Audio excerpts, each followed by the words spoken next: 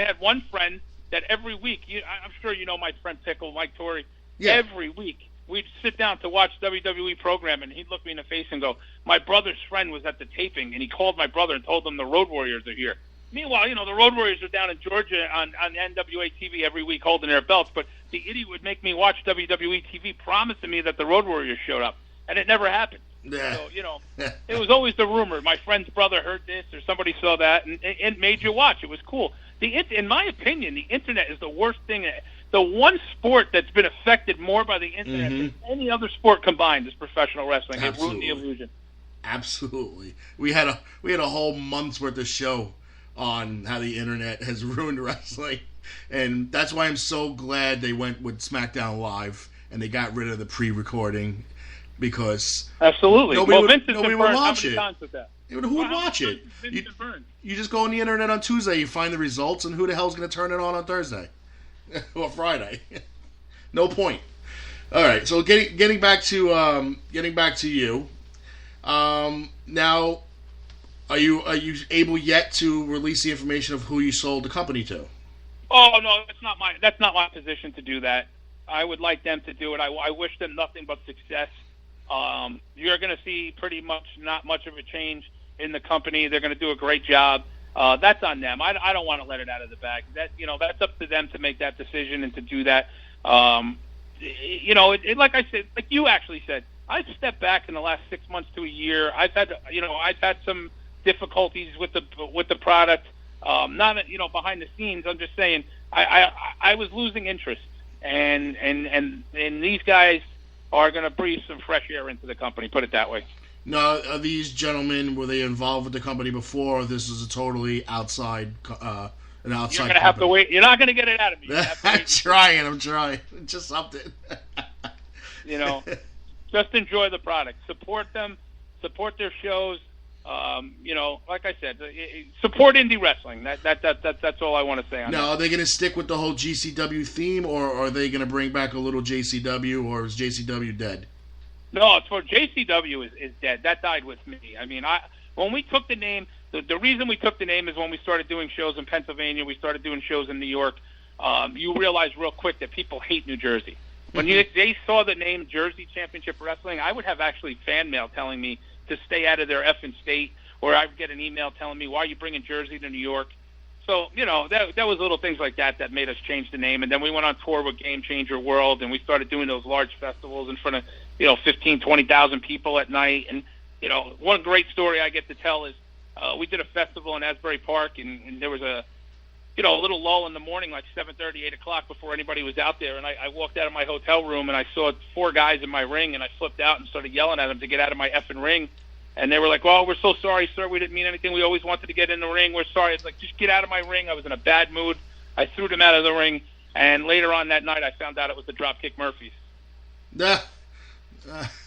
Nice. Throw out the lead band for the night. Yeah, definitely. The headliners, who later on brought me up on stage and let me hang out on their stage the whole night and teased me about it. So it was pretty cool. So how? All right. New owners come in, they do their thing, they start announcing shows and where they're going to be located. Is it going to hit you immediately? Oh, it's already sunk in. I'll be honest with you. It's already. I'm happy in a way, and I'm like, I'm doing my thing, and I'm going to be doing an NHL podcast, and a lot of people don't know. A couple years ago, I did a pilot for NHL Network, and it got to like the third level, and it ended up that we didn't get picked up, and I turned a lot of heads with the way I knew the knowledge of hockey I had, and I'm going to do a little NHL, little Major League Baseball podcast, and just follow my 2 favorite teams, the New York Mets and the New York Rangers, and do a little stuff like that. And I'm going to explore some other avenues. But man, already I miss wrestling. I'm already sitting here thinking like, wow, I would do this, or should we run Nashville? Then should we do this? But it's time for me to move on. Real life is just getting in the way, and I'm working 6 to 7 days a week, 12 to 14 hours a day. So I don't really have the time to dedicate to it. Okay, it's fair enough. I mean, again, if if it's something that's some people will say it's extracurricular, it's not paying the bills. If that gets in the way of what is paying the bills, then yeah, you probably got to step back and say, reevaluate your priorities. And there's always the convention scene. There's always Brian Barth and Tommy Unger's big event. There's James 3 Count and big Legends of the Ring. Those are always so much fun to be around. And if I get the itch and I want to bring a guest in, I could do that. That was my next question is, me personally, I enjoy those more than anything. I enjoy bringing in talent, meeting these talents, getting them to know you and me to know them, and we bring them in, and it's like old reunion week for them. They see all their old coworkers. They just smile on their face all day long. They're very happy, especially to get fed with the nice Northeast cuisine up here. Who doesn't like that? And I would feel like that you would miss that almost as much. Oh, well, I'm not going to go away from that. As you know, I mean, I've had amazing guests anywhere from Road Warrior Animal, Dusty Rhodes, Magnum TA, the Dudleys, Rock and Roll Express, the Midnight Express. I always bring in top of the line guests, Stan Hansen, and I love that. That's my favorite part. Is the night before, sitting down at the bar, having drinks with Arn and Tully, sitting with Ricky Steamboat. It's just an amazing time, and the best time I've ever had in wrestling was sitting with Dusty Rhodes and just sitting at that table and just talking to the man that at 9 years old turned me on to this business like nobody else in the world on Georgia Championship Wrestling, and the fun stories. And the last time I had the guys up, I had Tommy Rich in town, and he's just crazy. We checked into the hotel, and Robert and Ricky and I are sitting downstairs having a beer, and Tommy wasn't up in the room more than 5 minutes, and the security guard walked over and said, "Hey, I need to talk to you." And I said, "What's wrong?" And he said, "You got to tell that blonde-haired fella this isn't hedonism. There's a cloud of smoke coming out of his room 3 inches thick. I thought the hotel was on fire."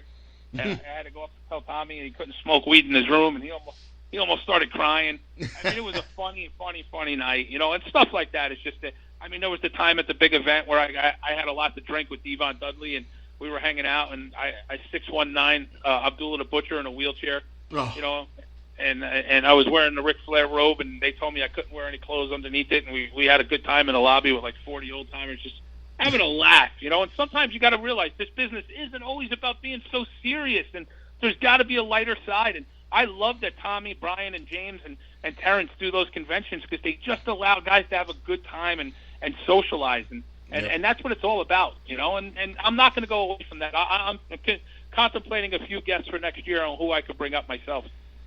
Nah, I agree. I mean, I have a ball doing it. Sometimes pays off. I might say most times it pays off. Sometimes it don't. But the experience of sometimes just sitting in the van on those car rides from one venue to the other and just listening to the old war stories from the old guys, it's amazing. Yep. Absolutely amazing. So when is Ricky O coming home? I'll be home sometime in December for about a week. Come up to see my parents, my kids, my family, and everybody, and have Christmas up here. My dad's birthday is New Year's Eve, so I'll be up there for that for sure. And then, we'll see from there. I mean, Tennessee is home right now. I got a house down here, and like I said, I'm working 7 days a week. It's no joke down here, but it's a beautiful city, and I tell anybody in the world, if you're from Manhattan, come down here for at least a weekend. It's one of the most beautiful places I've ever been to. So you thinking of maybe uprooting the family, moving everybody down? Yeah, it's a possibility. You never know. But, bro, you know what? Tomorrow I might be in Florida. You never know. It's the construction industry. But I'll tell you one thing down here is that I would love to see David Marquez is going to run here with the Championship Wrestling from Hollywood. He's going to do Championship Wrestling from Nashville, and he's got some projects in the works down here. And I was going to help him do some booking and some legwork for him down here, and it got pushed back a couple months. And if I'm still down here, I might help him and get involved. And I think the product down here is so old school, and it's amazing. Like I wore an NWA World Championship T-shirt down here a couple weeks ago when the weather was still nice, and I must have had 50 people stop me on the street. Where'd you get that? Oh my God, do you remember Kamala? And it's just stuff like that that's really funny, And I reached out to James when I was down here to talk to him, and I pray to God every day he gets better, and keep him in your prayers, everybody, because Kamala's got a little rough going right now. I know he had canceled his big event appearance in March. He had some health issues. Yeah, he can't travel with the diabetes. It's really bad. He's on dialysis 3 or 4 times a week. It's a sad story. Yeah, but I wish you luck. I mean, you and I have had we've had an up and down rocky relationship, which is probably because you could blame it on wrestling. You know what? Listen, I said something in my little speech when I called it quits, and I said that my worst enemy in pro wrestling is still a better friend than most people you'll meet in your life. Yeah. And if you don't argue with somebody in wrestling, there's a lack of passion. Yeah. I've argued with everybody from Dennis Corluzzo, who I consider my father, to Danny D'Amato, to everybody in between, Tommy Fierro. I think the only person I've never had an argument with that I know since day one is Crowbar, Chris Ford, Devin Storm. He might be the nicest human being I've ever met in my life, but not everybody's that way, and sometimes passion gets in the way. But, I want to say thank you before we end this to guys that were there for me always. And Devin Storm was one. I love you, Chris, and I love everything about what you've done for me. Reckless Youth, Tom Carter, Don Montoya, the Hit Squad, Danny and Steve, Danny D'Amato, Danny Giamondo, Judas Young. One person that I can't stand and he can't stand me, but mutual respect is Low Key. One of the greatest talents in the world. We just never saw eye to eye, but do I respect him? I respect the shit out of him. Chris Candido, God rest his soul, Road Warrior Hawk, Dave Marquez, Mario Savoldi. These are all guys that I made lifelong friendships with. Mm-hmm. And, I just, in the early days, it was emailing Paul Lee and asking him questions, or, doing certain little things for ECW that nobody ever knows about that I did for them with travel arrangements and stuff like that. And it's just, CM Punk and Daniel Bryan and AJ Styles and guys that used to come and stay at my house and spend time with my family. Carl Anderson now with the, part of the Bullet Club and the Good Brothers in the WWE, living at my house, hanging out with my family. These are guys that I have lifelong friendships with that are not wrestling friendships. They're lifelong friends.